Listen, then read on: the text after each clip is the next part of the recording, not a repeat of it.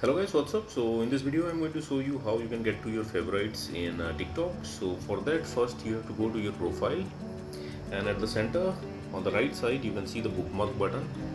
Tap there. This is your favorites menu. If you added any videos, hashtags, sounds or effects to your favorites, you can see them here. I don't have any video edit. I have some hashtag, I think. Yeah, these are added to my favorites. Sound, I don't think so I have any sound. And effects, so if you have added anything to your favorites, you can see them by going to your bookmark. So that's it guys. Likewise, you can access your favorites in TikTok. So thanks for watching the video guys. See you in the next video.